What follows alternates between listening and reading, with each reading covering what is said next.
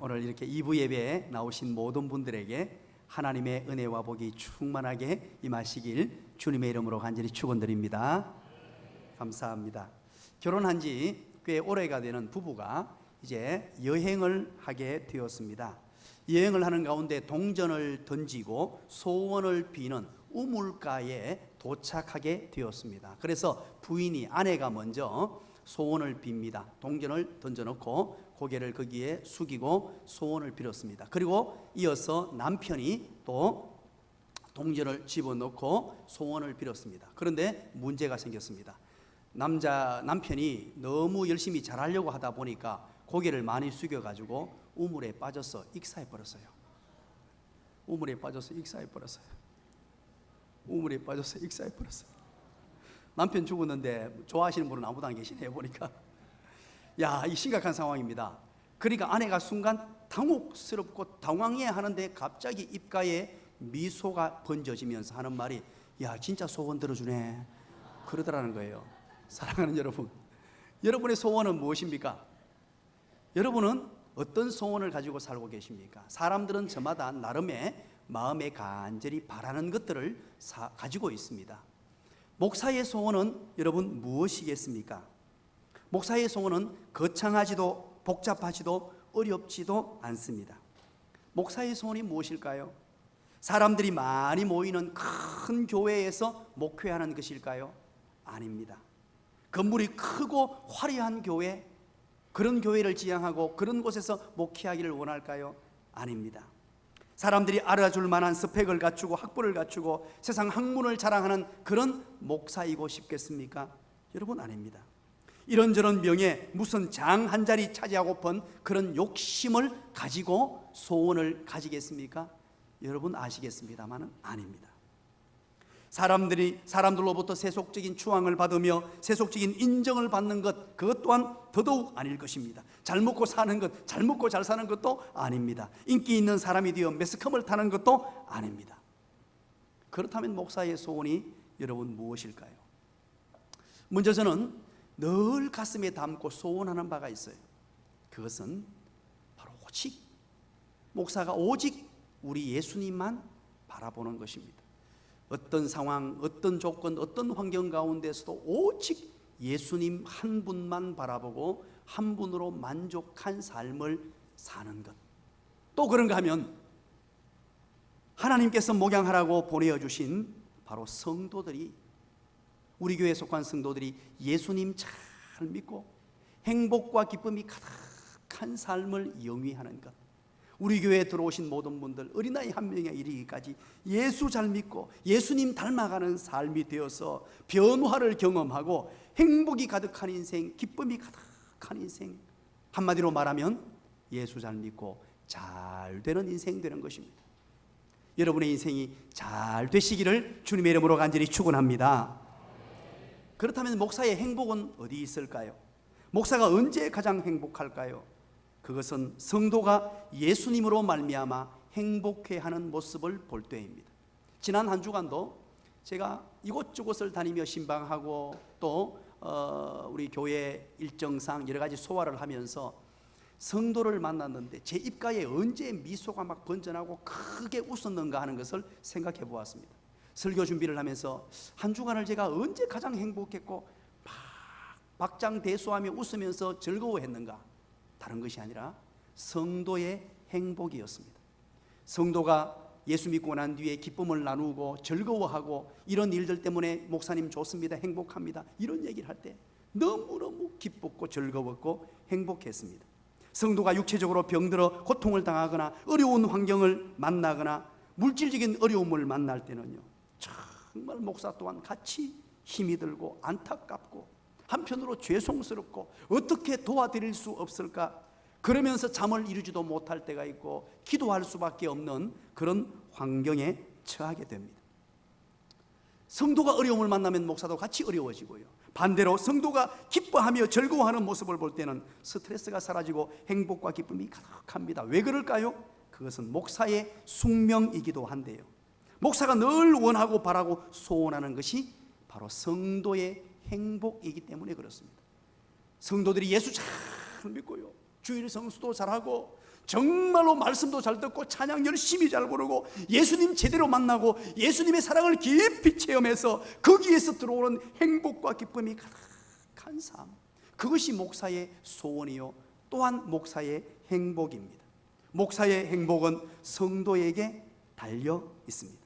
목사는 성도 때문에 울기도 하고 웃기도 하고 평안하기도 하고 불안하기도 합니다. 그래서 목사는 늘 성도들을 위해서 기도할 수밖에 없고 안전하서나 자나깨나 늘 성도들의 삶을 돌아볼 수밖에 없으며, 성도들이 오늘은 왜 결석했는가, 오늘 설교 듣는데 왜 인상을 쓰고 있는가, 오늘 설교 듣는데 왜 웃고 있는가, 그게 가슴에 다 느껴져요.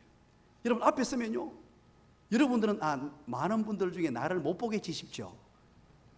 정확하게 다 보여요. 한 분 한 분 그냥 행복해하는 모습이 그냥 정확하게 눈에 띄입니다. 성도들이 잘 되기만을 늘 바라고 있습니다. 무엇보다 영적인 복을 받는 것, 예수 그리스도를 믿고 행복한 삶을 살고 뿐만 아니고 거기에서 뛰어넘어 건강의 복, 자녀의 복, 물질의 복을 풍성히 받아 누리는 성도가 되는 것이 목사의 소원이요 행복입니다. 오늘 우리는 목회 서신을 함께 펼쳐 놓았습니다. 목회 서신은 바로 목회자에게 주는 편지입니다. 바울이 젊은 목회자였던 디모데에게 편지를 쓰는 것입니다. 어떻게 목회하고 어떻게 목양하며 어떻게 성도들을 사랑으로 잘 섬기는가 하는 내용들을 디모데 전후서를 통하여 설명하고 있는 것입니다. 특별히 우리 디모데 전서는 짧은 6장까지로 그렇게 기록되어 있습니다. 1장부터 3장까지가 전반부고요, 4장부터 6장까지가 후반부, 이렇게 나뉘어져 있습니다.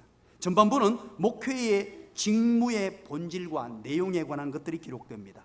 바꾸어 말하면 복음 진리 사수 및 교회의 질서와 조직 확립에 대한 권면의 내용들로 기록되어 있습니다. 그리고 4장부터 6장까지는 바로 목회자로서 행할 사역 현장에서 행할 세부 지침, 목회자가 성도를 어떻게 섬기며 어떻게 사랑으로 대하고 성도들과 어떤 관계를 맺어야 할 것인가 하는 교훈들이 기록되어 있습니다. 오늘 우리는 4장을 펼쳐놓았죠. 바로 목회자가 어떤 마음으로 성도를 섬기며 구체적 생활 지침을 통하여 성도들을 사랑으로 섬겨갈 것인가 하는 내용이 기록되어 있다는 뜻입니다. 우리 먼저 6절을 한번 읽어볼까요? 4장 6절입니다. 다 같이 한번 읽어봅니다. 시작. 네가 이것으로 형제를 깨우치면 그리스도 예수의 좋은 일꾼이 되어 믿음의 말씀과 네가 따르는 좋은 교훈으로 양육을 받으리라. 아멘. 이 목회에서 신을 쓰면서 4장에 와서 이런 얘기를 합니다. 네가 그러죠. 너라는 말은 2인칭은 디모데를 얘기해요. 그런 말씀을 하는 화자는 하나님의 성령의 감동을 받아서 바울이 지금 하는 얘기입니다. 바울이 이것으로 형제를 깨우쳐라. 이것이 무엇일까요? 이것은 바로 4장 1절부터 5절까지 내용입니다. 1절부터 내용까지 전한 이 말씀을 가지고 형제를 깨우치고 성도들을 잘 알게 만들며 성도에게 이것을 가르쳐서 깨우치게 되면 그리스도 예수의 좋은 일꾼, 그리스도 예수를 알므로 말미암아 행복한 그리스도인이 되고 행복한 그리스도인을 뛰어넘어 정말로 신실한 교회의 일꾼으로 세워진다 하는 내용을 지금 이야기하고 있습니다. 그래서 그리스도인으로서 행복한 그리스도인이 되려면 어떻게 해야 되느냐? 목회 서신을 통하여 하나님의 성령의 감동으로 바울에게 감동을 주셨고 젊은 디모데에게 바로 이것을 가르쳐라. 성도들에게 이 이야기를 해줘서 모든 성도가 행복 가득한 성도가 되고 기쁜 성도가 되고 뿐만 아니고 행복과 기쁨이 가득한 삶을 가지고 그리스도인의 충성스러운 일꾼으로 세워질 수 있도록 하라 하는 내용을 오늘 본문을 통하여 전달하고 있습니다. 그래서 오늘 우리는 1절부터 5절까지 이 내용 전체를 다 살피지는 못하고 4절을 중심으로 해서 살피려고 합니다. 4절의 내용만 해도 무궁무진한 하나님의 진리가 담겨 있고 어떻게 할 때 그리스도인이 행복한 그리스도인이 되고 그리스도인의 충성스러운 교회 일꾼으로 세워질 수 있는가 하는 내용들이 오늘 본문에 숨겨져 있다는 것입니다.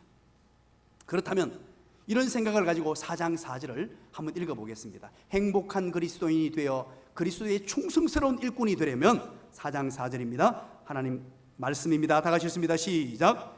하나님께서 지으신 모든 것이 선하며 감사함으로 받으면 버릴 것이 없나니. 아멘. 첫 번째, 바울을 통하여 디모데에게 전달된 하나님의 말씀입니다.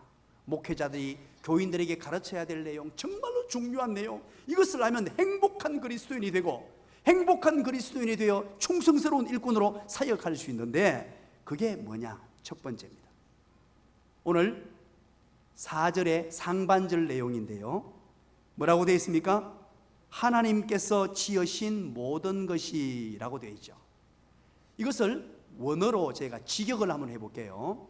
이 뒤에 받는 말씀 때문에 조금 이래 순서를 바꾸어서 번역을 해놓았습니다. 헬라어 원어를 그대로 직역을 한번 해보겠습니다. 이렇게 직역할 수 있어요. 모든 것을 지으신 분은 하나님이시다. 느낌이 확 와닿습니까? 모든 것을 지으신 분이 하나님이시다. 이렇게 직역할 수 있습니다.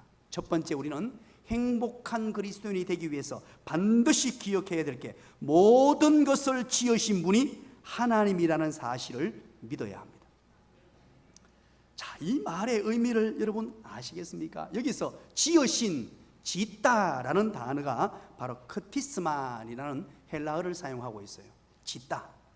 이것은 구체적으로 어떤 의미를 가지냐면, 무슨 일이 일어나게 하다, 무슨 일이 발생하게 하다, 이런 뜻이에요. 짓다. 그러면 여러분 보세요. 우리에게 일어난 모든 일, 내게 일어난 모든 일, 내가 지금 겪고 있는 일, 내가 지금 당하고 있는 일, 나의 삶의 모든 것들은 누가 발생하게 하셨다고요? 하나님이 발생하게 하셨다, 그 말이에요. 하나님이 발생하게 하셨고 하나님이 일어나게 하셨고, 모든 일의 출처가 어디란 말입니까? 하나님이시다, 이것이에요. 하나님의 택한 백성으로서 반드시 기억하고 또 기억하고 잊지 말아야 될 내용이, 행복한 그리스도인으로서 그리스도의 충성스러운 일꾼으로 살아가기 위해서는 내게 일어난 발생한 모든 일들의 출처, 근원이 바로 하나님께 있다 하는 것입니다. 우리는 때로는 이런 생각을 합니다. 내가 살다 보니까 우연히 이렇게 되었지, 우연하다 보니까 이런 사람 만났지, 어떻게 하다 보니까 길 가다가 이 사람 만나가 이렇게 되었지. 우연이라고 말합니다. 그리스도인은 우연이라는 단어가 없습니다. 그 대신 사용해야 할 말이 있습니다.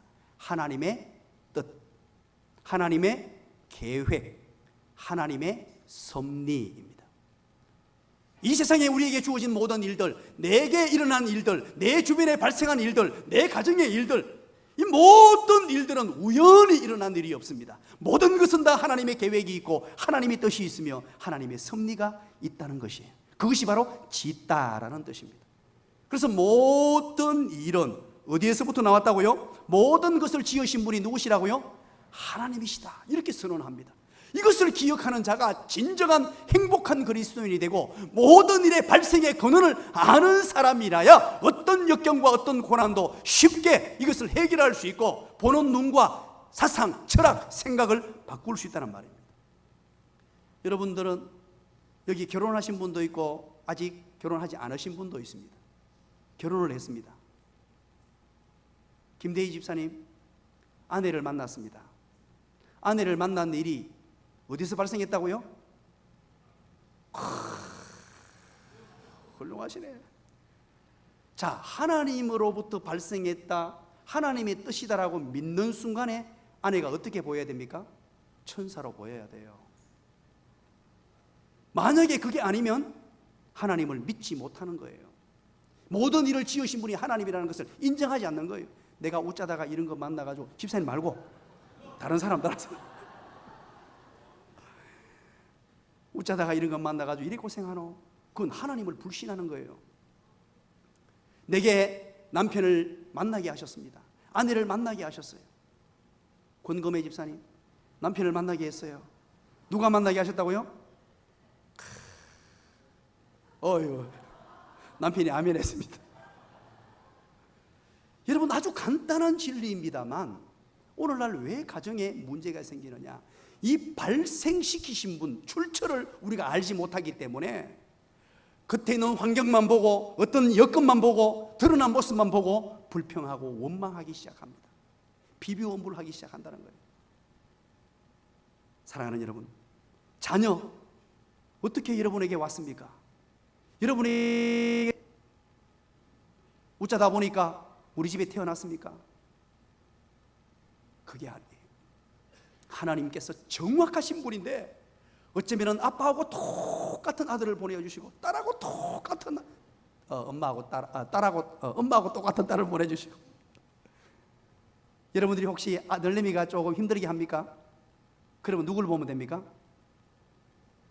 아들이 힘들게 하면 누구 보면 돼요? 목사님 보라고요? 저를 다 쳐다보고 있어요. 혹시 아들이 조금 힘들게 하거들랑 엄마는 그렇게 생각하세요. 아, 저게 나의 어린 모습이구나. 아빠도 아, 저게 내 모습이었구나. 그러면서 하나님께서 내게 딱 맞는 아들을 보내주셨다. 아무도 아멘 안 하시네. 발생시키신 분, 출처가 바로 하나님이시다, 그 말이에요. 모든 것을 지으신 분이 하나님이다, 이것을 먼저 인정하는 자가 되어야 신앙생활에 기쁨이 있고 행복이 있고 정말로 그리스도인으로서 삶의 방식이 정해진다는 말입니다. 그러면 여러분, 교회는 어떻습니까? 교회도 마찬가지예요. 많고 많은 교회가 있습니다. 수많은 교회가 있습니다. 오늘 오후 예배 시간에 제가 이 교회론에 대해서 좀 설명하려고 그래요. 정말로 교회가 무엇인가? 그 많고 많은 교회 중에 왜 하필이면 나눔과 섬김의 교회입니까? 주변에 교회도 많은데 그렇지 않아요? 그런데 여러분, 옆에 사람에게 가르쳐 주시기 바랍니다. 당신 진짜 복 받았습니다. 시작.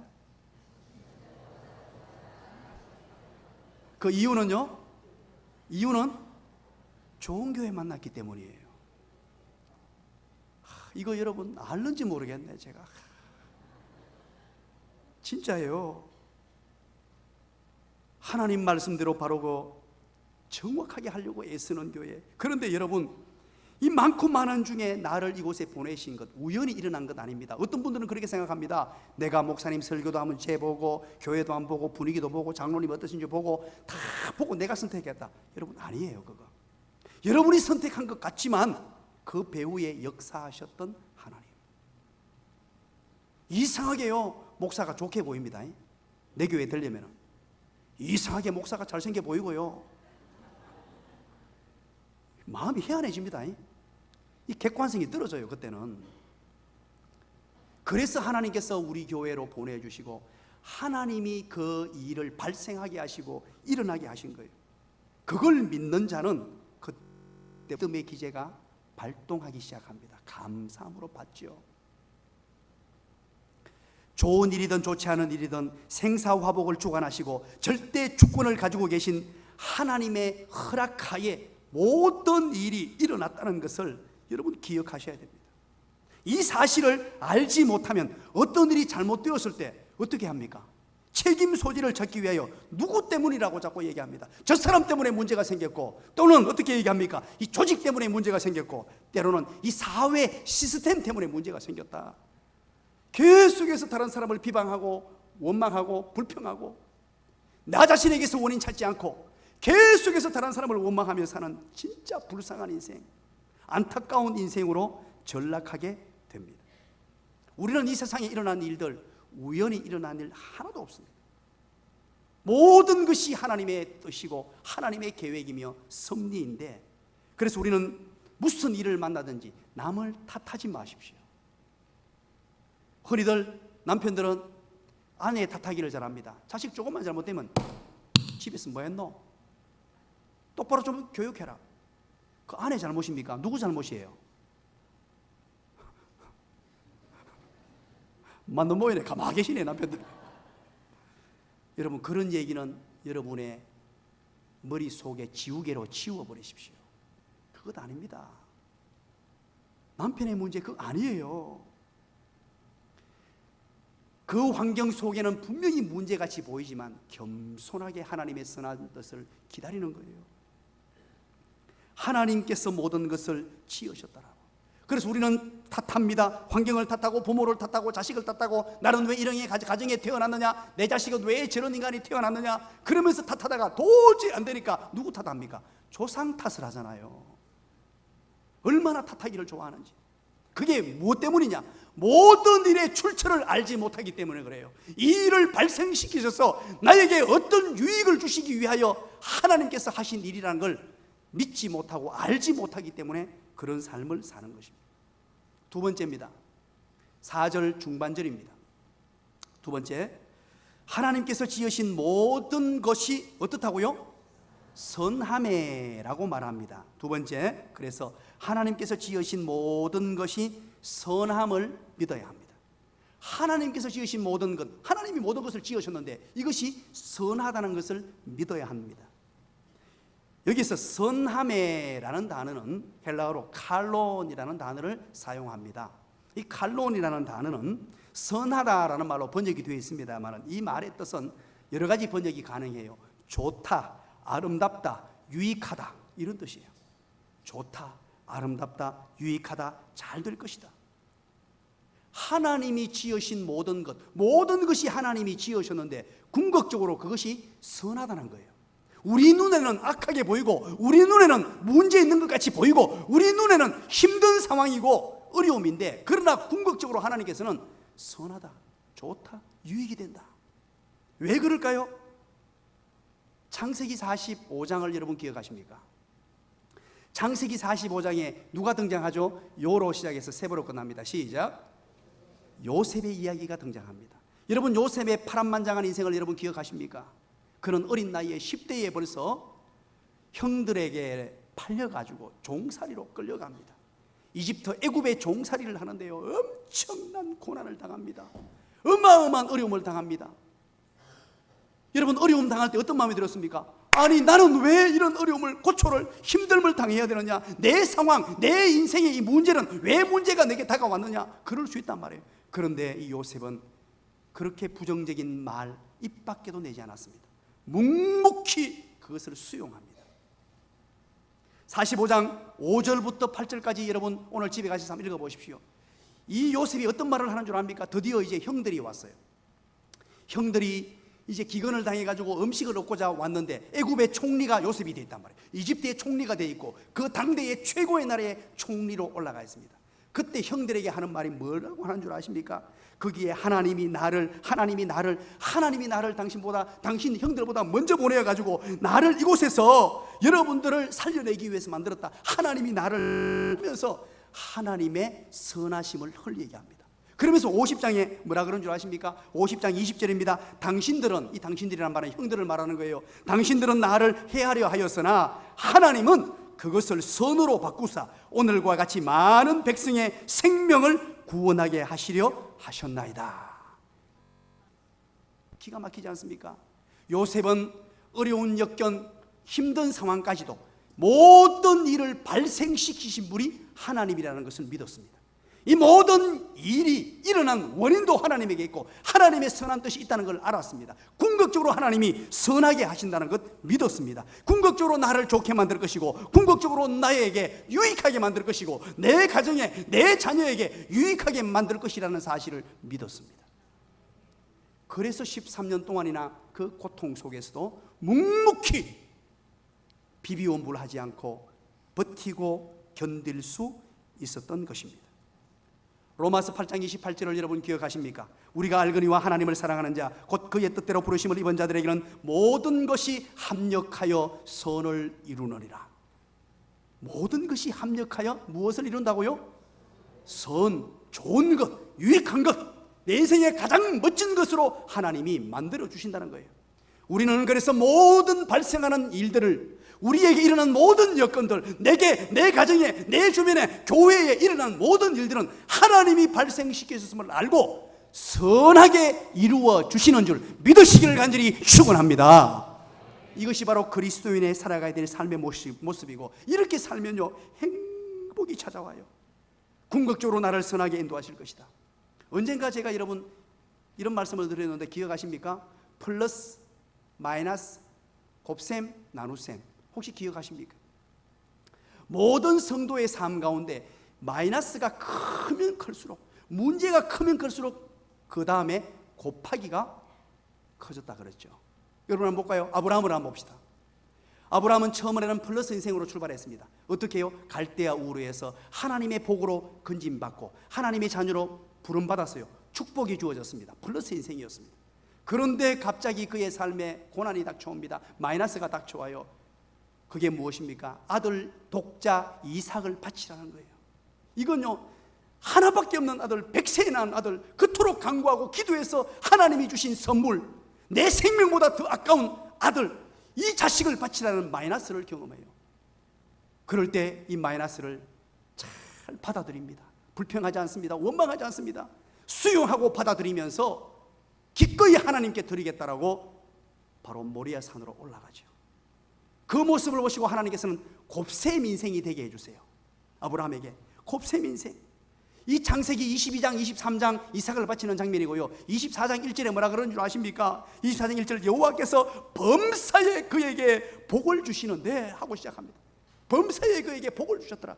그러면서 보십시오, 아브라함의 생애, 그 마이너스 주어질 때, 고통이 주어지고 마이너스 인생이 주어질 때 기쁨으로 그것을 받아들일 때 하나님께서는 이스라엘 민족을 뛰어넘어 아브라함 때문에 천하 만민이 복을 받는 축복, 가장 탁월한 믿음의 복을 주시는 곱하기의 복이 그에게 주어졌습니다. 그러면 왜 곱셈의 복을 주실까요? 곱셈의 복을 주시는 이유는 나누는 삶을 살라고 주신 거예요. 그래서 아브라함은 바로 자기 가정, 자기 민족을 뛰어넘어 전 세계에 복음을 전하는 축복의 통로의 삶으로 나누어주는 삶을 살았더라 하는 거예요. 여러분, 조금 전에 설명했던 요셉은 어떻습니까? 요셉 또한 마찬가지입니다. 첫 출발은 플러스 인생이었습니다. 바로 아버지 어머니로부터 정말로 사랑받는, 최고의 사랑받는 아들이었습니다. 귀중한 존재로 자라게 됩니다. 그러다가 마이너스가 찾아와요. 그 마이너스가 무엇이었습니까? 형들에게 미움을 받아 종살이로 팔려가는 것이었습니다. 마이너스였습니다. 힘들었습니다. 그 과정 속에 얼마나 고통스러웠습니까? 감옥 속에 들어갔습니다. 누구에게도 말하지 못하는 그 젊은 시절, 젊다 못해 어린 시절을 그렇게 보내게 돼요. 그런데 그 가운데 그것을 묵묵히 수용하고 받아들이면서 이것을 하나님께서 선으로 바꿔주실 거야, 이것은 내 인생에 유익하게 만들어 주실 것이야, 이것을 통하여 나에게 좋은 것으로 합력하여 선을 이루어 주실 거야 하면서 하나님에 대한 절대적인 신뢰를 가졌을 때 그에게 곱셈을 더하시는데, 당대 최고의 나라였던 애굽의 국무총리라는 엄청난 위협을 그에게 더해 주셨습니다. 그리고 그는 그 국무총리라는 곱셈을 나누어 주는 것으로, 나누는 인생으로 살아갑니다. 바로 형제들과 그 민족들 후손들, 이스라엘이 발생되는 그런 놀라운 은혜가 그를 통하여 이루어지죠. 다윗 또한 마찬가지입니다. 여러분 기억하십니까? 다윗 또한 더하기 인생이었습니다. 바로 사무엘을 통하여 기름 부음을 받습니다. 젊은 시절입니다. 젊다 못해 어린 시절입니다. 그에게 하나님의 복이 임하고 기름 부음이 주어지니까 얼마나 복받은 사람입니까? 복받은 사람으로 시작되었는데 하나님께서 그도 역시 마이너스 인생을 허락하십니다. 바로 사울은 천천히요, 다윗은 만만이라 그 노래가 시작되면서부터 이 사울은 끝까지 다윗을 추적하여 죽이려고 합니다. 그것도 여러분 10대 후반의 나이부터 왕위에 오르는 40대 나이까지 20년간이 넘는 그 기간 동안 얼마나 엄청난 고난과 역경을 만나게 됩니까? 그 마이너스 인생 가운데 그는 묵묵히 그것을 기다리고 감내합니다. 하나님 선하심을 믿었어요. 이 모든 일을 발생하신 분은, 이 모든 일을 만드신 분은 바로 그 출처가 하나님임을 알고 기다리고 기대하며 비비원불하지 않았습니다. 그럴 때 여러분 드디어 곱셈이 주어졌습니다. 곱셈이 주어졌는데 바로 남유다 북이스라엘 통합왕국 전체를 통틀어서 걸출한 왕으로 세워지게 되고, 다윗과 함께 하심에 다윗이 어디를 가든지 이기리라, 어디를 가든지 형통했다, 이런 얘기들로 점철되는 그의 인생. 그 인생을 가지고 다윗은 또한 왕이 되어서 나눔을 실천하며 살죠. 성전을 짓기 위하여 모든 전 재산을 바치며 하나님의 영광을 위해 살아가는 나눔을 선택하고 백성을 위한 삶으로 그의 삶을 삽니다. 여러분 한번 보십시오. 지금 몇 분만 소개했는데 모든 성경의 인물들이 마찬가지예요. 마이너스가 크면 클수록 곱하기가 커져요. 재밌지 않습니까? 그래서 마이너스가 주어질 때, 내 인생에 마이너스가 주어질 때 그걸 어떻게 대처하느냐, 그때 하나님이 지으신 모든 것이 선하신 줄 믿으시기를 간절히 축원합니다. 그 믿음을 가진 자는 비비원불하지 않습니다. 그 믿음을 가진 자는 절망에 빠지지 않습니다. 그 믿음을 가진 자는 누구를 탓하지 않습니다. 하나님께서 이 문제를 발생시킨 줄 알고 묵묵히 그것을 받으며 믿음의 눈을 떠서 하나님께서 이 일을 발생하게 하셨으니 궁극적으로 선하게 인도하실 거야. 유익하게 하실 거야. 여러분, 사울과 솔로몬은 어떻습니까? 사울은 곧바로 플러스 인생이 시작됐는데 마이너스가 없어요. 솔로몬도 마이너스가 없습니다. 마이너스가 없는 인생은 어떻게 됐습니까? 곱하기도 없고 나눔도 없고 처참한 말로예요. 참 재밌습니다. 여러분, 성경을 그런 관점으로 한번 보세요.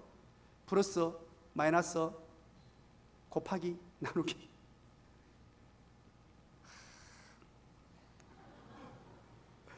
그렇게 딱 한번 대입을 해놓고 한번 보시기 바랍니다. 기가 찹니다. 마이너스가 주어질 때 그때 분명한 것은 하나님의 선하심을 믿어야 합니다. 제 친구 가운데 참 절친이 있습니다. 울산 우정교회 예동열 목사입니다. 이 친구하고는 거의 뭐 형제보다도 더 친하죠. 정말 친합니다. 제가 전도한 친구라서 그런 것도 있지만 정말 친합니다. 목회를 하는데 목회도 너무너무 잘하고요. 울산에서 뭐 가장 큰 대형교회 이제 담임 목사인데 정말로 신실하게 목회를 너무너무 잘하는 친구예요. 뭐 거의 매일 전화 통화를 하고요. 토요일 저녁 같은 경우에는 전화를 한두 시간 통화를 합니다. 제가 먼저 여러분들에게 설교하기 전에 예동열 목사에게 설교를 합니다. 오늘 본문 내용 가지고 다 하고 또 지도 설교도 하고 하니까 2시간 걸리겠죠. 그러면서 서로 피드백을 하고 굉장히, 그러니까 모든 것을 다 공유한다고 보면 됩니다. 그런데 어느 날 갑자기 올 초입니다. 전화가 왔습니다. 전화가 와서 허허 그러는데 웃는데 목소리가 떨리는 목소리예요. 웃는데. 그래서 내가 직감적으로 얘 목사 무슨 일 있나? 그러니까 그래, 오늘 내 병원에 가서 뭐 진료받았는데 암이라 하네. 그렇게 얘기를 해요. 굉장히 충격을 받았습니다. 너무 놀라기도 놀라고, 왜 무슨 암인데? 그러고 제가 묻기를 시작을 했습니다. 몇 해 전부터 엉덩이에 이게 종기 비슷하게, 사마귀 비슷하고 종기 비슷하게 이렇게 올라와서 났었는데 그것을 이제 뭐 별것 아닌 것으로 치부하고 방치를 했습니다. 그런데 그러면서 세월이 가는데 자꾸 짓무르기도 하고 피도 나고 이게 점점 커지고 계속 그러더라는 거예요. 그래도 바쁘기도 바쁘고 해서 뭐 나아지겠지, 없어지겠지 그러고 방치를 했는데 몇 년간을 그냥 내버려 뒀답니다. 그런데 올해 들어와서 올 초에 갑자기 이게 너무 아프고 그리고 이 부위가 시커멓게 막 변해가더래요. 변해가고 앉지도 못할 정도로 아프고, 그래서 이래서는 안 되겠다. 그래서 이제 부산에 잘 아시는 의사 선생님이 계셔서 부산에 가서 이제 이걸 오려내 가지고 빨리 도려내야 되겠다 싶어서 이렇게 좀 해주세요 하고 갔는데 의사 선생님이 그 치료할 생각은 하지 않고 이렇게 자꾸 보더니만 고개를 가우뚱가우뚱하면서 이상하다는 거예요. 왜냐하니까 종기나 뭐가 나면은 혈관이 막 엉키질 않는데 이게 혈관이 막 뒤엉켜 가지고 시커멓게 변해서 막 썩어가고 있는데 막 엉켜 있더라고요. 그래서 이게 이상하다고 하더니만 우리 의사 선생님께서 안 되겠습니다, 목사님. 큰 병원에 가서 조직 검사를 이제 받아보시는 게 좋겠습니다. 그러더래요. 그래서 2019년 올해 4월 2일 날 이제 울산에 있는 울산대 병원에 가서 그 까만 부분을 떼내어서 조직 검사를 하게 되었습니다. 그리고 한 주가 지나고 4월 9일입니다. 4월 9일 날 병원에 가니까 이제 진단을 내렸는데 피부암으로 판정이 되었어요. 피부암인데 정확한 명칭은 기저세포암이라는 그래서 진단을 받게 됩니다. 참 제가 놀라기도 놀라고 굉장히 제가 힘들었어요. 저도 너무 힘들고 이걸 뭐 어떻게 받아들여야 되느냐. 암이라면 이거 어쨌든 우리 현 병 중에 가장 무서운 병인데, 그래서 제가 기도하면서 하나님의 선하신 뜻이 어디 있습니까? 그런데 이 친구가, 우리 예 목사가 당당해지더라고요. 당당해지고 하나님께서 분명한 이유가 있을 거다라고 그것을 수용하면서 하는 말이 뭐라 그런 줄 압니까? 대한민국의 모든 목사들, 옛날에 그래 갔던 한경직 목사님, 김창인 목사님을 무시하여 옥하는 목사님, 하용조 목사님, 모든 목사님들은 전부 다 병 걸렸다는 거예요. 그때 당시에 옛날에는 폐병이고 근래는 암인데 그 최고의 병 걸렸으니까 나도 이 어떻게 암이라는 이 병에 하나님이 선물로 주시나. 표현을 그렇게 하는 거예요. 하나님이 얼마나 크게 쓰시려고 나에게 이런 암을 다 주시나. 그리고 분명히 이거 하나님 선으로 바꿔주실 거야. 그러는 거예요. 그러니까 의사는 이제 놀라서 바로 다음 날 이거 떼내는 수술을 하자는 거예요. 하는데 우리 예목사가 시간을 좀 달라. 그리고 왜 그러냐니까 그 이유가 그때 당시 이제 고난주간 특세도 있었고 부활절도 있었습니다. 교회의 절기 가운데 참 중요한 절기니까 참 목사는 어쩔 수 없는 것 같아요. 오직 교회밖에 생각하지 않으니까 뭐 다른 사람 같으면 바로 입원해서 할 텐데 교인들을 위해서 담임 목사가 교회를 비워서 되겠는가. 그래서 바쁘고 중요한 우리 시전 부활절을 마치고 고난주간 특세 다 하고 그래서 설교도 다 하고 교인들은 몰랐죠. 다 설교하고 부활절을 마치고 그리고 나서 이제 병원에 가서 이제 수술을 하겠다고 했는데 그 전에 어디에 올라갔냐니까 혹시 여러분 부산에 정확한 명칭은 김해입니다. 무척산이라고 합니까? 무척 깊은 산이라 그래서 무척산이라 그래요. 무척 깊은 산. 그 무척산 기도원이라고 있어요. 거기는요 딱 차로 못 들어가요. 입구부터 해서 걸어가려면 한참 걸리는데 땀을 뻘뻘 흘리면서 가야 돼요. 아예 차가 못 들어가니까. 그리고 기도원도 많은데 예 목사가 무척산 기도원을 정하고 기도하러 올라갑니다. 하나님의 선한 뜻을 발견하기 위해서 그냥 얘기하지 않고 사모님께만 얘기하고 기도원으로 올라갔어요. 올라가서 기도하고 이제 간절히 하나님의 뜻을 구하면서 내려왔는데 정말 기쁨으로 내려왔어요. 내려오고 나서 이제 사모님이 약을 발라준다고 이렇게 약을 바르는데 예 목사에게 이런 말을 하답니다. 어머 여보 이상해요 하면서 이 점이 검은 게 자꾸 사라지고 따까리 비슷하게 앉고 옅어졌어요. 그리고 상처가 줄어들고 까만 점이 점점 작아지고 있네요. 이러더래요. 그래서 그래 그러고 이제 뭐 그런갑다 싶어서 그러고 넘어갔어요. 그리고 이제 5월 15일 날 병원에 갔습니다. 5월 15일 날 병원에 가서 의사 선생님을 통하여 이제 그 부분을 도려내는 수술을 해냅니다. 싹 도려내고 접합을 하고 그때부터 엉덩이 부분을 그래 버리니까요 잠을 못 자요. 눕지도 못하고 늘 밥도 씻어 먹어야 되고 그러다 보니까 위장에는 전혀 문제가 없는데 살이 쏙 빠지더라고요. 밥을 먹으려니까 씻어 먹으려고 그래 보세요. 늘 써가지고 있어야 되고 그리고 잠은 엎어져 가지고 좀 이렇게 잘 수 있고 그렇게 해서 한 달을 보내게 되는데 5월 15일 수술을 마치고 이제 지나고 난 뒤에 5월 30일입니다.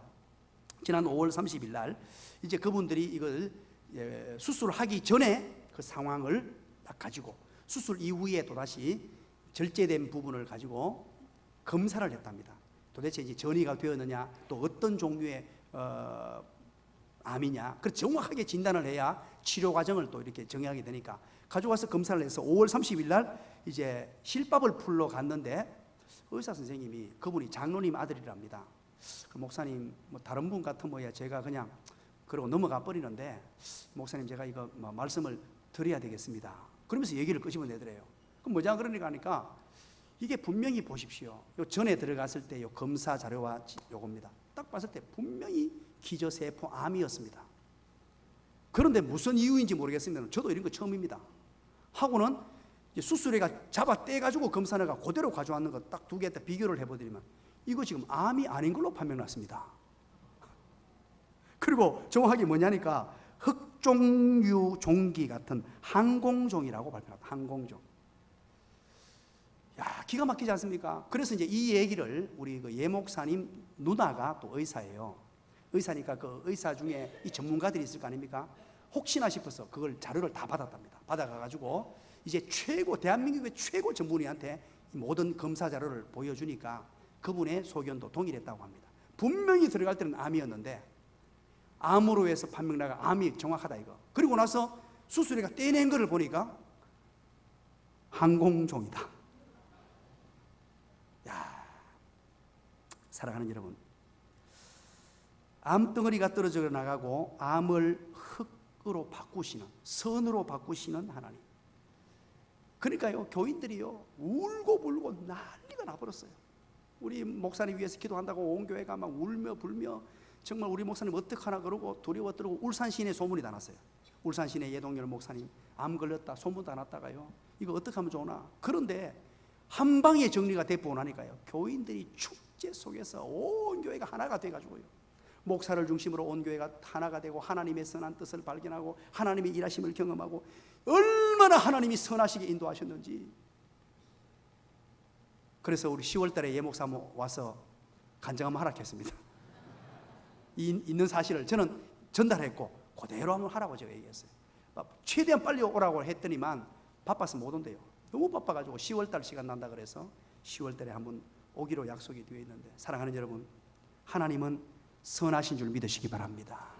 어떤 일을 발생시키셔도 하나님이 선하세요. 이걸 믿는 믿음이 있어야 돼요. 지금은 암이고 지금은 문제가 터졌고 지금은 고통이고 지금은 절망이라도 하나님이 어떻게 그것을 아름답게 내게 유익하도록, 그렇게 유익하다는 뜻이에요. 마지막 세 번째입니다. 4절 하반절입니다. 4절 하반절, 감사함으로 받으면 버릴 것이 없나니 그러죠. 세 번째, 모든 것을 감사함으로 받으면 버릴 것이 없습니다. 내게 일어난 모든 일이 힘들고 어렵고 또 이해가 되지 않는 환경일지라도 감사하면 어떤 일이 발생하는 줄 압니까? 이 감사라는 뜻은요, 이 단어는 기쁨의 총체, 모든 기쁨을 모아놓은 것을 뜻합니다. 여러분 보세요. 감사하는 사람은요, 기쁨이 막 샘솟듯이 일어나요. 그런데 비비용부를 하는 사람은 이게 기쁨이 사라져버려요. 인생에 즐거움이 없어요. 그러나 어떤 상황, 정말로 처참하고 역경이고 고난의 상황인데도 웃는 사람이 있잖아요. 행복해하는 사람이 있어요. 저 상황에서 어떻게 저러지? 저 힘든 상황에서 어떻게 저러지? 그 사람을 보세요. 분명히 그에게는 감사가 있습니다. 오늘 이 4절 본문을 보면서요, 제가 이 본문을 읽고 한 수백 번 읽은 것 같아요. 또 읽고 또 읽으면서 이런 생각을 해봤습니다. 여러분, 여기서 받으면이라는 단어를 빼고 한번 읽어보세요. 받으면이라는 단어를 빼고 읽어도 이야기가 되는지, 본문의 의미가 살아나는지 안 살아나는지 제가 한번 읽어볼게요. 하나님께서 지으신 모든 것이 선함에 감사하면 버릴 것이 없나니. 됩니까?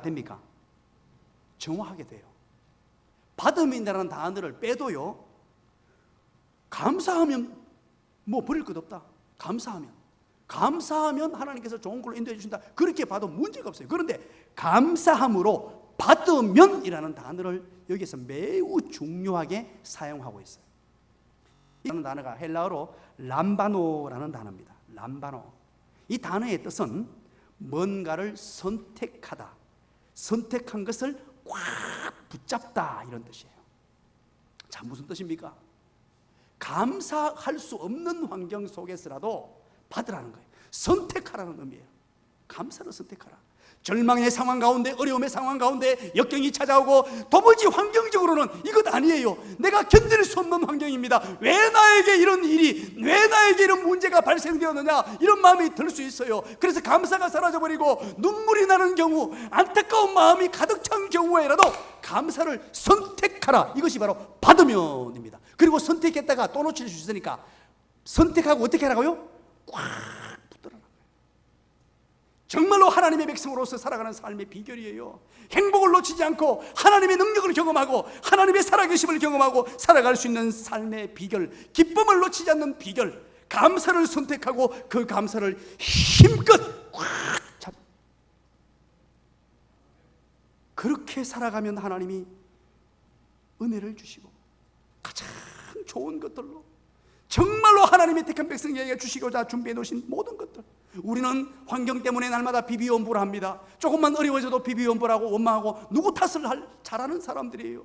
그런 환경이 올 때마다 교회나 가정이나 어떤 상황에도 하나님이 모든 것을 지으셨고 모든 것을 발생하신 출처가 하나님이시고 그것 또한 하나님이 선한 것으로 지으셨고 가장 내게 좋은 것으로, 가장 유익한 것으로 지으셨고, 그래서 나는 감사를 선택하고, 내 눈에는 감사하지 않은 환경이고 감사하지 않는 조건이지만 감사를 선택하고 꽉 붙들면 하나님이 기가 막힌 은혜를 더하여 주실 줄로 믿으시기 바랍니다. 말씀의 결론을 맺습니다. 2017년입니다. 부산에서 전화 한 통이 왔습니다. 우리 젊은 여집사인데요, 이 여집사 가정은 제가 결혼 주례를 해서 참 참 제가 사랑으로 잘 훈련시켜서 보듬어 놓은 일꾼 중에 일꾼입니다. 그런데 이 여집사가 전화 와서 여보세요 하니까 제 목소리를 듣더니만 그냥 벌컥 울기 시작하는 거예요. 한참을 울더니만 우리 표집사님 왜 그래요? 그러니까 막 울더니만 목사님 어떻게 하면 좋아요? 목사님 어떻게 하면 좋아요? 그러는 거예요. 그럼 왜 그러냐니까 하니까 하는 말이 원치 않은 넷째가 생겼습니다. 안 그래도 그 집에 딸이 3명이거든요. 딸만 3명 낳아가지고 정말로 유복한 가정이에요. 제가 제일 부러운 가정입니다. 어떻게 나도 딸을 쑥쑥 그렇게 잘 나올 수 있는지 진짜 이것은요 감사한 일이었어요. 그런데 이제 셋 낳아서 키우는 것도 너무 힘든데 헉헉거렸대요. 너무 힘들었어. 그런데 넷째가 생겨버렸대요.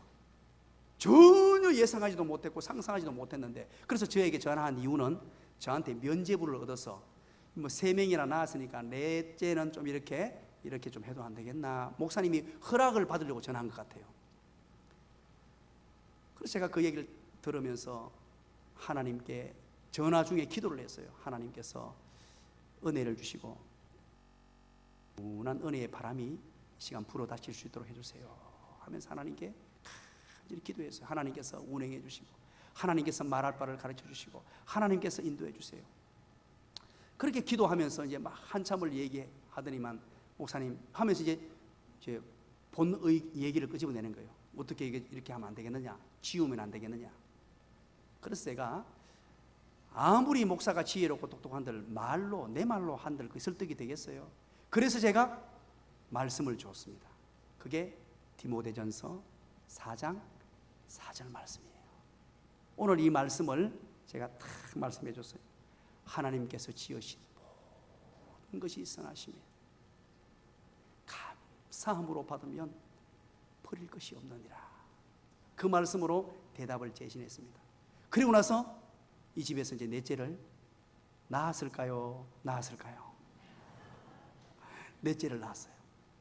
넷째를 낳았는데 그리고 이제 고백을 합니다. 목사님, 집에 딸만 너희가 있는데요, 그런데 넷째 딸이 제일 예쁘대요.